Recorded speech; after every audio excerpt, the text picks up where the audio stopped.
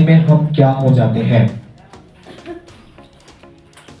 आज का विषय परमेश्वर संगति में हम क्या हैं, या ऐसा बोल सकते हैं हम परमेश्वर संगति में क्या हैं। तो आज विषय को बताइए आप लोग। सवाल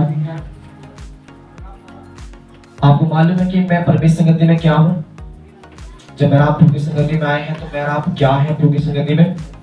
कौन है मेरा आप, बताइए कौन है मेरा आप। बोले जी मेरा नाम तो ये है और मैं उस गांव से रहने वाला। पहले बहुत लोग विश्वासी लोग गवाही जब देते थे नाम मेरा सो टांडे का रहने वाला, ऐसे गवाही लोग भी देते थे। बहुत अच्छा लगता था, वो अपने एड्रेस अपने नाम बता देते।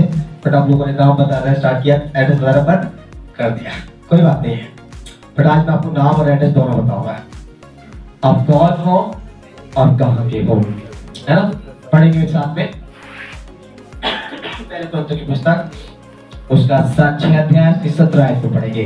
पहले नंबर जानेंगे मैं कौन हूं, है ना। परमेश्वर संगति में मैं कौन हूं, यानी परमेश्वर संगति में हम क्या हैं। पढ़े निकालें आप फटाफट कर देंगे। पहले कोरिन्थियों की पुस्तक उसका 6 का 17।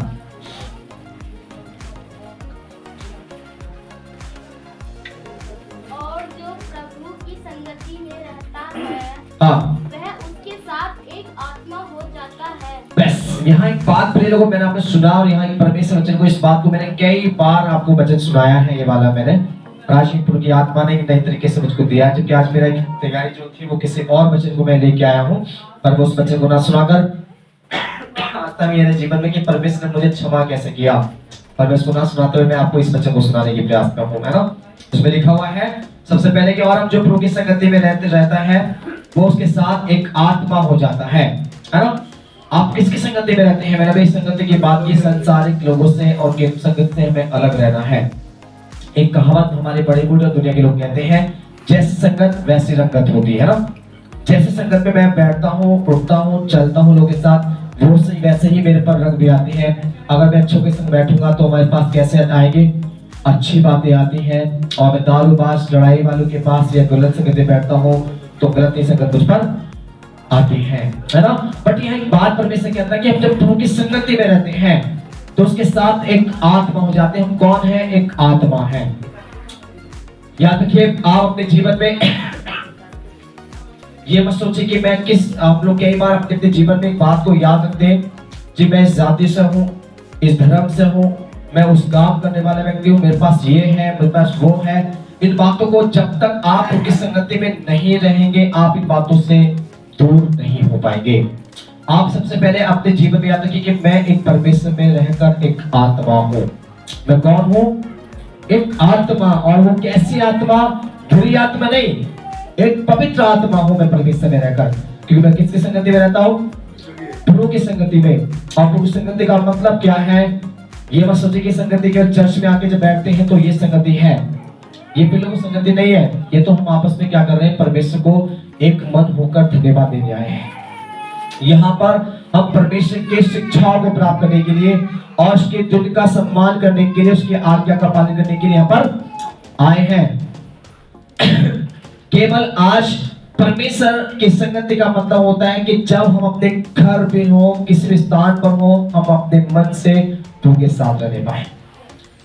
अब जैसे आज उपवास में, उपवास में नहीं समझते आप लोग, एक सीधा साधारण तरीके से हम लोगों को बताते हैं उपवास मतलब ऊपर वाले के साथ रहना। उपमा ने ऊपर, वास माने उसके संग रहना, है ना। उपवास ऊपर वाले के साथ रहना है, उसकी संगति में बताना है। ये 40 दिन हम जो उपवास में रह रहे हैं, फिर ये मसो कि 40 दिन के बाद जब बाद में 41वें दिन या 42वें दिन आए तो हम अपनी मर्जी से कुछ भी खाएं, कुछ भी बोले, कुछ भी करें, ऐसा नहीं है। हम 40 दिन के बाद भी लाइफ टाइम तक हमें प्रभु के साथ ही रहना है। संगत का मतलब ये नहीं कि जहाँ 2-4 है तो वो एक संगति है। संगत का मतलब कि मेरे अंदर परमेश्वर रहना चाहिए, हालेलुया। और मैं परमेश्वर के साथ रहना चाहिए। मेरे अंदर जब गीत को भी गाते हैं, यीशु मेरे अंदर है, यीशु मेरे साथ है, यीशु को मैं पहना हूँ, वो मुझ में जिंदा है, ऐसे गीत को भी गाते हैं। इसलिए आज यीशु मेरे अंदर है, यीशु को मैं पहना हूँ, यीशु को मेरे साथ है, वो मुझ में जिंदा है। ये बात मुझे याद रखना है। जब हमने यीशु मसीह को विश्वास किया है तो उसकी पवित्र आत्मा हमारे अंदर है, और जब पवित्र आत्मा हमारे अंदर है तो हम परमेश्वर की बातों को याद रखें कि मैं किसी संगत में नहीं हूं, मैं तो मसीह की संगत में हूं। मैं और किसी संगत में चाहना रखने वाला व्यक्ति नहीं हूं। मुझे किसी और, अगर प्रिय लोगों, जो मसीह संगत में रहता है उसे दुनिया की संगत पसंद नहीं आती। एक व्यक्ति ने मुझे कल बोल रहे थे और सही बात बोली थी, पाशी शादी में क्यों जाते हैं? मैंने भैया वो सब प्यार होता है, लोगों से हमारे अपने होते हैं, शादी में जाते हैं। ये पाशी फालतू बातें हैं, ये झूठ बात है, कोई अपना नहीं मानता, झूठ बोल के जाते हैं सब लोग। सिर्फ खाली लोग वहां क्या करने जाते हैं? अय्याशी करने जाते हैं। शादी में डीजे बजेगा तो नाचेंगे, वहां बेटी भी लड़की आएगी, अब देखेंगे कौन सी लड़की अच्छी है, कौन सा लड़का अच्छा है, हमारी किससे विवाह हो सकता है, किससे विवाह नहीं हो सकता है। कुछ वहां पर टाइम बर्बाद करते हैं, अपना फालतू बातों में लोगों से बैठकर फालतू बातें करते हैं। कुछ लोग अच्छे समझदार होते हैं, मंडली इकट्ठे करते हैं, कोई ताश बजाना स्टार्ट कर देता है, तो कोई फालतू बात दुनिया की, वहां पर ऐसा हो रहा, ये हो रहा, वो ऐसे स्टार्ट कर देते हैं। बट ऐसी मोहम्मद उसने मुझे बोला तो मुझे अच्छा लगा, राइट बात है। उसके अंदर परमेश्वर की आत्मा ने बात की मुझसे, इसलिए विवाह में जाना लोग पसंद करते हैं। ज्यादातर वो ईश्वर की संगति छोड़ देते हैं और विवाह में जाना पसंद करते हैं। आप देख लीजिए, अगर आज चर्च खाली है, लोगों से पूछे क्या बहुत लोग शादी में है ना, बहुत लोग पता पड़ेगा मोहम्मद जी ड्यूटी पर है, बहुत लोग पता पड़े, आधे से ज्यादा लोग आज क्या होंगे, शादी विवाह चल रहे हैं। तो वहां पर क्यों कुछ शादी पसंद है, वहां जाकर थोड़ा सा ठंडा बाची होता है, रात को गीत होते हैं, दिन में होते हैं, कुछ ना कुछ तो होता ही रहता है शादियों में, वो एंजॉय करते हैं। और वो लगता है कि साल में एक बार तो एंजॉय कर रहे हैं, रोजे थोड़े बार शादी हो रही है हमारे घर में, ये हमारे परिवार में शादी रोज रोज नहीं होती, पर परमेश्वर भी रोज रोज नहीं आएगा। ये संडे दोबारा लौट के आपके पास आने वाला। आप सोचेंगे हर संडे चर्च लगता है तो आपकी बात है, तो अगली बार देख लेंगे। तो आज जो बच्चे मिला, शायद अगली बार आपको मिले या ना मिले, ये परमेश्वर नहीं जानता, मैं नहीं जानता, है ना। ये बच्चे आपको दोबारा मिले ना मिले, प्रभु के हाथ में है। साथ जो आज से आपको मिलेगी, वो कल से अगले संडे में ना मिले। जो आज आपसे बात करे वो अगले संडे बात ना कर पाए, जो आज आपकी इच्छा पूरी होने वाली है वो परमेश्वर अगली बार ना कर पाए, ये नहीं कह सकते। पर शायद वो दोबारा आपके परिवार को मिल सकते हैं, वो रिश्तेदारों में जाकर दोबारा आप मिल सकते हैं, पर परमेश्वर दोबारा मिलने वाला नहीं है। हालेलुया। उस बहन ने मुझे सही बात बताया और मेरे मन में फीलिंग है कि सही बात है, मैं ऐसे मैं शादी में जाना पसंद नहीं करता, मैं रियली शादी में जाना पसंद नहीं करता हूँ। अब इस सारी मेरी फॉर्म में क्या चाहता हूँ, बेटियों की शादी होती है तो जाकर कुछ ना कुछ उनको गिफ्ट करना जरूरी है, ये मेरे विचार होते हैं बस। बाकी मैं और कोई विचार रखकर मैं एंजॉय करके नाचना गाना डांस करना मुझे बिल्कुल पसंद नहीं है। जब से मैं प्रभु सेवक बना तब से इन चीजों से मुझे नफरत है, पसंद नहीं, नफरत करता हूँ मैं डीजे वालों से। डीजे में डांस करना, गाना, ढोल ताशा, बैंड बाजा, ये सब मुझे बहुत नफरत लगता है। और लगता है कि भाई कैसे भी जल्दी से मैं ऐसे निकलो और अपने परमेश्वर की महिमा कर पाऊं। जहाँ परमेश्वर की आराधना है, जहाँ परमेश्वर की प्रार्थना है और जहाँ परमेश्वर संगति हो रही है, वहां पर हमें लगता है कि दिन रात यहीं पर रहना अच्छा लगेगा। हालेलुया। इसलिए अपने लोगों, परमेश्वर की संगत में रहने वाला व्यक्ति को दुनिया की संगत अच्छी नहीं लगती है। इसलिए बोलते हैं कि जो मसीह की संगत में है, जो प्रभु की संगति में रहता है, वो एक आत्मा बन जाता है। इसलिए प्रभु की संगति, ये मत सोचिएगा जहाँ दो चार विश्वासी मिलेंगे तो बहुत बड़ी संगति मिलेगी, अच्छी बात है। नहीं, लोगों आपके अंदर यीशु नहीं है तो संगत नहीं है। आपके हृदय के अंदर परमेश्वर का वचन नहीं तो परमेश्वर संगत नहीं है। मेरे अंदर नहीं है तो मैं कैसे बोल सकता हूँ, है ना। समझो मेरे तो परमेश्वर ही नहीं है और मैं बोलूँ मैं तो मसीह हूँ, अरे मुझे दुनिया की चीज अच्छी लगती रही है, आप मुंह से पूछते बोलने पीछे बात पता पड़ेगी कि खूब डांस करा मैंने, तो है ना, मैंने क्या करा, खूब दुनिया की बातें में अपने जीवन को बिताया है, तो उसमें क्या फर्क। संगत आज मुझे नहीं पता पड़ रही, शायद मैं अपने परमेश्वर के लोगों को छुपा सकता हूँ, पर मेरा परमेश्वर मुझे देख रहा है ना। इस बात के लिए याद रखिए। अब इस बात को भी याद रखिएगा कि परमेश्वर की आत्मा किस प्रकार की है। अगर आप उनके साथ एक आत्मा बन चुके हैं, अगर ये विश्वास रखते हैं कि मैं पूरी संगत में रहकर दुनिया की संगत में पसंद नहीं करता हूँ, मुझे कुछ भी अच्छा नहीं लगता दुनिया की बातें, और मैं पूरी संगति में रहना मुझे खुश लगता है और उसकी संगति में मैं रहना चाहता हूँ और मैं एक आत्मा बनकर जीना चाहता हूँ, पवित्र आत्मा से भरकर रहना चाहता हूँ, तो आपको कैसी आत्मा परमेश्वर दी है, वो आत्मा कैसी है जो आपके अंदर है, उसे पढ़ेंगे। निकालेंगे दूसरे तिमुथियुस की पुस्तक, उसका 1 अध्याय और उसकी 7 आयत को। दूसरे तिमुथियुस की पुस्तक 1:7। यहाँ तो ध्यान से देखिएगा कि परमेश्वर ने आपको कैसी आत्मा दी है। परमेश्वर ने हमें धीरता का नहीं परंतु सामर्थ्य, प्रेम और संयम का आत्मा दिया है। आप मेरे साथ पढ़िए इसमें क्या, क्योंकि परमेश्वर ने हमें भय की आत्मा भय की नहीं परंतु सामर्थ, प्रेम और संयम की आत्मा दी है। हालेलुया। इसकी दूसरे तीमुथियुस की पत्री उसका 1 अध्याय उसकी 7 आयत में यही जता रही है और बता रहा है, डायरेक्टली खुल के बोल रहा है कि हमें कैसी आत्मा प्रभु दिया है। मैं प्रभु की संगति में कैसी आत्मा को पा चुका हूँ। अगर मैं प्रभु की संगत में हूँ तो मुझे परमेश्वर कौन सी आत्मा से भरपूर किया है। सबसे पहले परमेश्वर इसमें बताता है, उसने हमें सबसे पहले में भय की आत्मा नहीं दी। कौन सी आत्मा नहीं दी? डरने वाली नहीं दी। हमें डर लगता है कई बार, अगर मान लीजिए मैं किसी परिवार में रिश्तेदारी में जाऊं और लोगों ने तो ये चीज तक पूछा, हाँ चल खा लगे लाओ, कई बार हम लोग बोले खा लगे, क्यों डर गए, है ना। कई बार हम लोग कई लोगों से अपने परिवारों में, दोस्तों में, फ्रेंड्स में, ड्यूटी पर हम क्या करते हैं, मैंने कुछ नहीं, खा लेंगे लाओ, कोई बात नहीं, खा लेंगे, कोई बात नहीं, कर लेंगे, अरे कुछ नहीं होता, देखे जाएगा, मन में सोचते हैं तो देख लेंगे, परमेश्वर मुझे माफ कर देगा, है ना। एक बार बेशक भी ऐसी घटना घटी, जब मैं मसीह में विश्वासी था, पास्टर नहीं था, एक पार्टी थी, मेरे पास्टर ने सुनाया बेटा लोगों से दूर रहना, ऐसी मत करना, तो बपतिस्मा लेने की तैयारी में हो और बपतिस्मा लेने जा रहे हो और चीज से दूर रहना है। ठीक है, एक पार्टी में गए, अपने फ्रेंड्स दारू पी रहे थे और बोले अच्छा क्या अब तो देखेगा, अरे लिया चूड़ा में पी रही तो छूगा भी नहीं, अरे कुछ नहीं, टैग पी रहे, कुछ नहीं होता, ये सब थोड़ा देख रहा है, अरे यार देख सकते हो, जब कुछ कहेंगे तो कुछ नहीं होगा, पी ले। मैंने एक पैक पी लिया, है ना। वो सब पीकर तो मसीह में नहीं था सही समय, जो विश्वासी में था, मैं विश्वास में था, और मैंने पी लिया। और पीने के बाद मुझे पता पड़ा परमेश्वर ने काफी डर दिया। तो फिर लोग हम कई बार संगत में रहकर, संसारी चीजों में रहकर डर जाते हैं कि नहीं बताऊंगा मैं मसीह में हूँ, मैं यीशु मसीह में हूँ, लोग मुझे क्या कहेंगे, लोग मुझे क्या बताएंगे, अरे नहीं ठीक नहीं है, मैं तो नहीं बोल सकता हूँ, यहाँ बोलना मेरे ठीक नहीं होगा, यहाँ बताना मेरे अच्छा नहीं होगा। अगर आप परमेश्वर के कोई आपसे पूछता है तो आप वहाँ बता सकते हैं कि हम भूखे लोग हैं, हम इस प्रकार का नहीं कर सकते हैं, हम इस चीजों को नहीं यूज कर सकते हैं, हम इन बातों से अलग रहने वाले, हमारे एक संगत में रहते हैं, वो संगत मसीह यीशु का संगत है। मत बताइए चर्च है में जाते, चर्च इंग्लिश वर्ड है, हिंदी बोलो, एक संगत में जाते हैं, सत्संग में। कौन सा सत्संग है आपका? मसीह सत्संग है हमारा, कि मसीह सत्संग क्या, हाँ ये कौन सा मसीह? यीशु मसीह को बस अपना समझ जाएंगे, बाकी आप आइए हम आपको बताएंगे, इतना बता दीजिए, वो अपना भी समझकर आपसे दूर हो जाएंगे।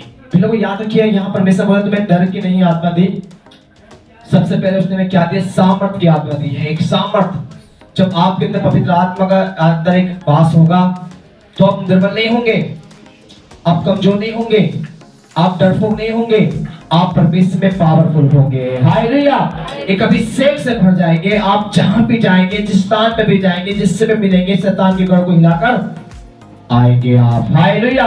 कई बार हम डरते हैं, कई बार हम लोग मुरझा जाते हैं, टूट जाते हैं, घबरा जाते हैं और वही शैतान पर अटैक कर देता है। आज मैं डरना नहीं, तो के लिए याद रखना कि मैं प्रभु की संगत में एक आत्मा हूँ और परमेश्वर ने मुझे सामर्थ की आत्मा दी है, डर की आत्मा नहीं। और चाहे बीमारी मुझे परेशान करे, चाहे मेरे समाज मुझे परेशान करे, चाहे तो कोई दुनिया का कोई व्यक्ति मुझे परेशान करे, चाहे मेरे जीवन कितनी बड़ी समस्या क्यों ना जाए, पर मैं खुदा के साथ रहूंगा और मैं उसके साथ बना रहूंगा, मैं उसका एक आत्मा हूं। ऐसे रहेंगे। आत्मा में डर नहीं होता, आत्मा डर से चीखती नहीं है, आत्मा को बुखार नहीं होता है, आत्मा गर्मी या मौसम को नहीं देखता, सर्दी गर्मी से या किसी बरसात को नहीं देखता। आत्मा तो परमेश्वर का है और वो करना जो होता है उसे करना ही है। हालेलुया। उस बात के लिए जब निर्भय हो जाते हैं तो परमेश्वर की आत्मा वाले एक रास्ता खोलता है। एक और बात बताना चाहूंगा, उसके बाद मैं आगे इस लेके चलूंगा आपको। आप बोलते हैं कि पवित्र आत्मा में जीवन क्या करना चाहिए, क्यों, मतलब जब मेरे अंदर जब जीवन पे आता है तो वो क्या करता है बताइए। पवित्र आत्मा में जीवन जब आता है तो वो करता क्या है मेरे जीवन में? अच्छा, पवित्र आत्मा पापियों के जीवन में आता है या धर्मी के जीवन में? बताओ, पवित्र आत्मा किसके जीवन में आता है, पापियों के में या धर्मी के में? कितने लोग बोले पापी के में आता है? हाथ उठाओ, सच में हाथ उठाओ, मैं रियल बताता हूं। और कितने लोग बोले धर्मी के में आता है? बाकी सब धर्मी के में है। मैं आपको बताऊं, परमेश्वर की आत्मा पापियों के अंदर काम करता है। क्यों आता है पापियों के अंदर?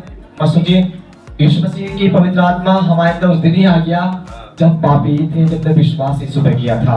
जाते ही जब हम अपने मैट देख रहे हैं, यहाँ पर एक बात मैं उदाहरण दीजिए, एक मैट आप देख रहे हैं हमारे स्टेट पर, इसको कभी बात में खत्म होने के बाद गौर से आके देखना पड़ा, चर्च खत्म होने के बाद ये छोटी छोटी गंदगी है, इसमें क्या है, छोटी छोटी गंदगी है, जैसे कुछ झाड़ू के कुछ पड़े हुए हैं, कुछ वाइट पड़े हुए हैं, ये अगर दिख रहे हैं ना, अगर आप उसको दूर से देखेंगे तो नहीं दिखेंगे, और जिसको गौर से आके पास से अगर देखेंगे तो आपको दिखेगा कि मैट गंदा हो रहा है ना। इसका मीनिंग है पवित्र आत्मा हमारी छोटी भी छोटी गलती को हमें एहसास दिलाता है कि तेरे अंदर पाप है। हालेलुया। पवित्र आत्मा जब मेरे अंदर आता है तो मुझे याद दिलाता है कि तू इस प्रकार की बातों में पापी अभी भी है, तेरे अंदर ये गंदगी आज भी पाई जाती है, तो उसको क्या कर, साफ करने का काम करता है पवित्र आत्मा। पवित्र आत्मा में धर्मी नहीं बनाता, पवित्र आत्मा कभी हमें अच्छे पोस्ट पर स्वर्ग की तरफ लेके जाने की नहीं बात करता। पवित्र आत्मा हमें केवल हमारे पापों से पश्चाताप कराने के लिए, हमें अच्छा करने के लिए, हमें पापों से सफा करने के लिए हमारे अंदर आता है। हालेलुया। हमें धर्मी विश्वास बनाता है। अगर हमारा विश्वास है तो मैं मसीह में धर्मी हूँ, मैं स्वर्ग में जाने के लिए तैयार हूँ, मेरा विश्वास, मेरा भरोसा परमेश्वर के राज में ले जाने के लिए मुझे काबिल है।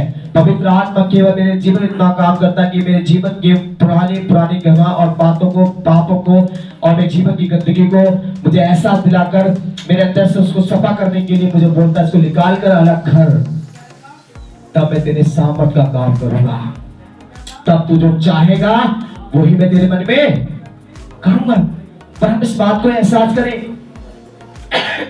अगर आप पवित्र आत्मा से भर गए हैं, पवित्र आत्मा मिल गया है, तो आपके अंदर गंदगी नहीं रहेगी।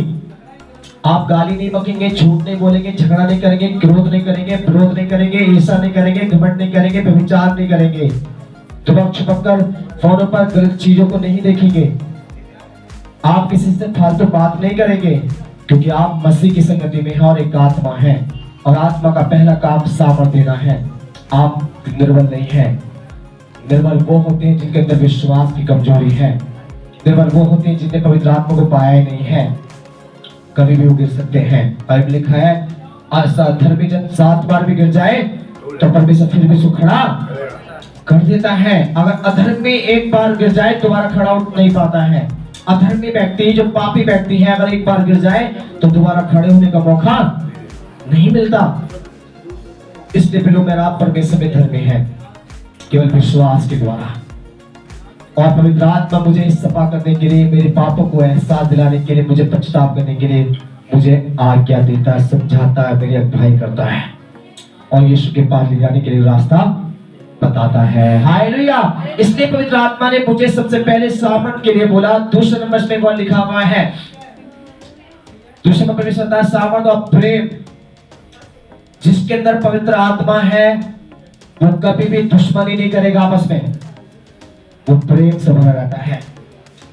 वो प्यार नहीं करता कि मैं उसके घर नहीं जाऊंगा, उससे नहीं बात करूंगा, मेरा क्या मतलब, मेरा कौन लगता है, वो क्या है, उसने मेरे इतना बड़ा, इसने मेरे से घात किया, वो बहुत बेकार लोग हैं, अरे उन्होंने मेरे से ऐसा किया, मैं कैसे उसको माफ कर दूं, मैं कैसे उसके साथ रह लूं और कैसे उससे मैं समझौता कर लूं। नहीं करेंगे आप। अगर आप पवित्र आत्मा से भर गए हैं, आप कल उसकी संगत में आकर उसकी आत्मा बन गए हैं, तो आपके अंदर प्रेम प्रकट हो जाएगा। वो कौन सा प्रेम है, आपका प्रेम नहीं, परमेश्वर का प्रेम है। समझ आ रहा है मतलब कौन सी आत्मा दी उसने, समर्थ की, और दूसरा नंबर प्रेम, है ना। प्रेम है मेरे अंदर, और प्रेम जानते सारी बुराई को ढांप देता है। समझ करो, मेरे अंदर कोई गलती आपको दिख जाए, अगर लगता है कि हमारे पास्टर जी बहुत गलत कर रहे हैं इस बात को, आप मेरी बुराई को क्या कर सकते हैं, उन बातों से अपने जीवन में प्रेम है तो मुझे ढांप देंगे, और आप मुझसे पर्सनल बोलेंगे, पास्टर जी ये बातें आप थोड़ी सी अच्छी नहीं लग रही है, आप गलत कर रहे हैं। तो मैं आपके इस बात को क्या बोल सकता, ठीक है बहन, ठीक है भाई साहब, आपने मुझे बोला, मैं उसको मानता हूँ और उसको छोड़ दूंगा। ये मेरा प्रेम है, परमेश्वर ने मुझे दिया है। हम आपस में एक दूसरे की गलतियों को समझा सकते हैं, जता सकते हैं, पर सबके सामने नहीं, एकांत में जाकर। ये मसीह का प्रेम है।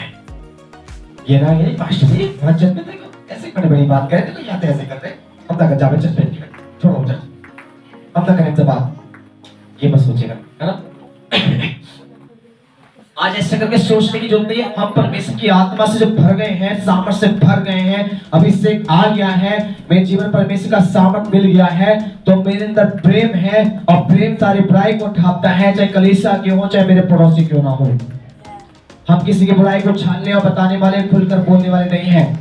हम अच्छाई को बताकर लोगों को समझाने वाले लोग हैं। हमारे स्वभाव ऐसे हो जाए जैसे परमेश्वर यीशु का स्वभाव था, और प्रेम से जैसे भर जाएंगे, आप अपने जीवन में प्रभु के अभिषेक को देख नहीं पाएंगे। लोग कहेंगे नहीं बहुत अच्छे लोग हैं ये लोग। जो पापी व्यक्ति आपके सामने कभी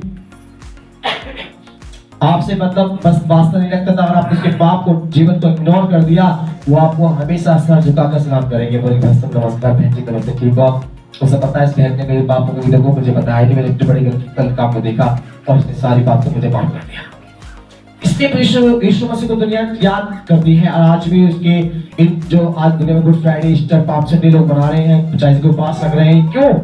यीशु मसीह को इसलिए याद करते हैं कि यीशु मसीह ने ऐसे काम करके दुनिया में गए। एक बार यीशु मसीह जानते हैं, एक पापी लेडीज जो व्यभिचार करती थी, गंदे काम करती थी, वो लेडीज अपने शरीर को बेचती थी।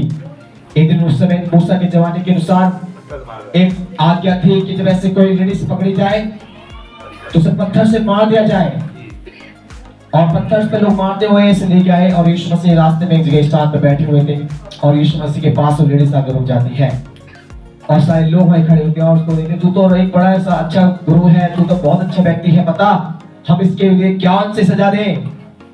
इस लेडीज ने ऐसा काम किया है। यीशु मसीह ने एक वर्ड बोला, पहला पत्थर वो इसको मारिए जिसने पाप ना किया हो, और मैं उसके नाम लिखता हूं। उसने सब नाम लिखने स्टार्ट कर दिए, और जब नाम स्टार्ट किए सब वहां पर पत्थर फेंक कर वापस चले गए, क्योंकि सब पापी थे, कोई भी धर्मी नहीं था, सबने पाप किया था। इसलिए वो उस लेडीज से बोलती है, प्रभु मैं, उसने बोला कि सबने मुझे नहीं मारा, मुझे किसने नहीं मारा? कि नहीं, मैं भी तुझे सजा दे देता, तू अपने घर जब अपने पाप को क्या कर, आगे से पाप ना करना। चलेंगे पाप चलेंगे उसके। यीशु के अंदर वो सामर्थ थी, वो प्रेम था, वो अभिषेक था, वो अधिकार था कि लोगों के पापों को क्षमा कर सकता था। हालेलुया! वही अधिकार, वही प्रेम, वही सामर्थ उसने मेरे और आपके अंदर भी दिया है कि हम भी एक दूसरे के पाप को क्षमा कर सकते हैं, हम एक दूसरे के गुनाह को माफ कर सकते हैं, दुश्मनी ना बनाए, है ना? उसके बाद तीसरी बात यहाँ पर सीखने को मिलती है, उसने बताया कि अतः तीसरा और संयम की आत्मा दी है। संयम मतलब जानते हैं?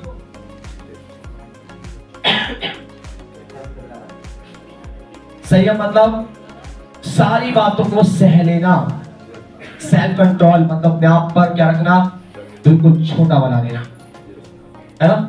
हम संयम मतलब जानते, समझ लीजिए मेरे को सामने किसने बोल दिया, बहुत बुरी बुरी बातें बोली, और बहुत बड़ी बड़ी बातें उसने मेरे, बहुत बड़े काम मेरे उसने गलत बोल दिए, उल्टी सीधी बातें मेरे बोल दिया गया, और बहुत बड़ी बड़ी बात मेरे बोला, उसने बहुत बुरा आरोप मुझ पर लगा दिया, या मुझे मारने के लिए भी आया, या मेरे गलत मेले करने के लिए आया, तो उसमें क्या करना है?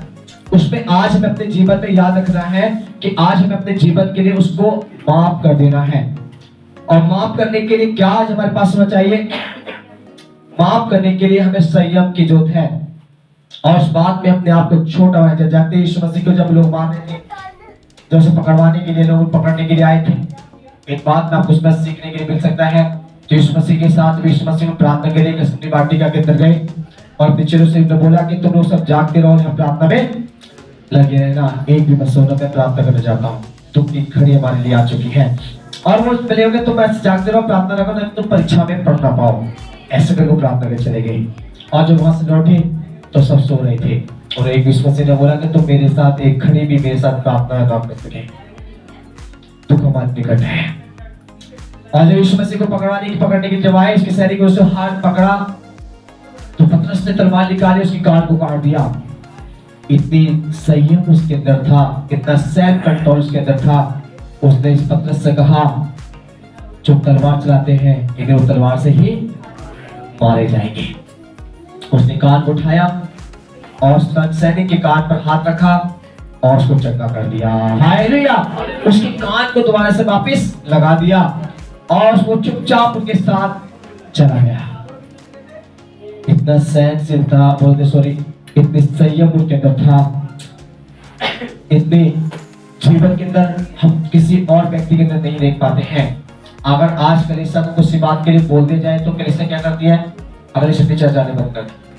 ये भाषण ने बहुत टाइट कर दिया, वो बहुत ऐसी बातें बोलते हैं, या आपने कल मुझे बोल दिया तो सर मैं भी बोल सकता हूँ हमारा आपसे कोई मतलब नहीं, छोड़ो आप अपने घर रहिए, हम तो बहुत सारे लोग पूरे दिए है ना। ऐसे करके हम कई बार विचार रख सकते हैं।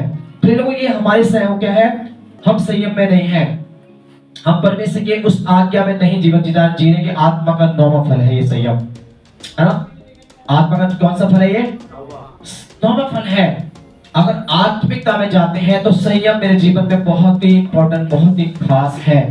मेरी पूरी बॉडी को ठीक रखने के लिए, पवित्रता के संग चलने के लिए, विश्वास में बढ़ने के लिए, कलीसिया में एक होने के लिए, आपस में एक मन होने के लिए, एक दूसरे को क्षमा करने के लिए, एक दूसरे के साथ अच्छे व्यवहार करने के लिए संयम की जरूरत है। इसलिए 3 बातें परमेश्वर ने आत्मा के लिए लोगों के लिए बोला। जो परमेश्वर की आत्मा में मिला है वो कौन कौन सी आत्मा है? वो सबसे 3 इंपॉर्टेंट बात बताया है। वो सामर्थ की आत्मा है, वो प्रेम की आत्मा है, वो संयम की आत्मा है। साधारण आत्मा नहीं मिली है मुझे अंदर। साधारण से मत जिए। बस मैं आपको कई बार लोग बोलते हैं ताली बजाने से आत्मा नहीं सोचेंगे, ताली बजाते हाँ पवित्र आत्मा आ रही है बेहतर नहीं, मैं नहीं बोलूंगा पवित्र आत्मा है बेहतर। ये 2-3 बार आप जानते उस बात को हमेशा बोले वो पवित्र आत्मा नहीं बोलूंगा। आपको अपना स्वभाव दिखना चाहिए। आप पवित्र आत्मा से भरे हुए हैं, ताली बजाना नाचना कूदने से नहीं बोल सकते कि पवित्र आत्मा है। आपका अंदर स्वभाव दिखना चाहिए कि मैं परमेश्वर की सामर्थ से भरा रहूं। जब मैं प्रभु के नाम से प्रार्थना करूं, ये जो विषय में रखूं मेरे लिए पूरे होने पाए। साथ में हम एक दूसरे प्रेम की भावना रखें। हमारे स्वभाव प्रेम से भरा हुआ होना चाहिए। मेरे स्वभाव के अंदर संयम होना चाहिए। जब ऐसा होगा तो लोग कहेंगे, कलीसिया कहेगी, पास्टर कहेंगे, परमेश्वर भी कहेगा अब तू आत्मा से भर गया है। हालेलुया। एक उदाहरण देकर मैं समाप्त करना चाहूंगा। केवल आपको मालूम है जब यीशु मसीह चले गए थे स्वर्ग में जाने के बाद यीशु मसीह ने क्या आज्ञा दी थी? जब तक तुम सामर्थ ना पाओ यरूशलेम में टिके रहना। कहाँ टिके रहना? एक स्थान पर। तो लोगों ने एक प्लान किया, एक विचार किया। 120 लोग थे वो। 120 लोगों ने क्या किया? वो एक अटारी पर गए, एक स्थान पर पहुंचे और वो लगातार 50 दिन तक प्रार्थना में लग गए। और जब तक पवित्र आत्मा पर नहीं आया, जब तक सामर्थ नहीं पाए, वो लगातार प्रार्थना करते रहे, है ना। और जब इतने 50 दिन जब पूरा हुआ तो उसको आज पेंटिकोस्टल कहते हैं, है ना।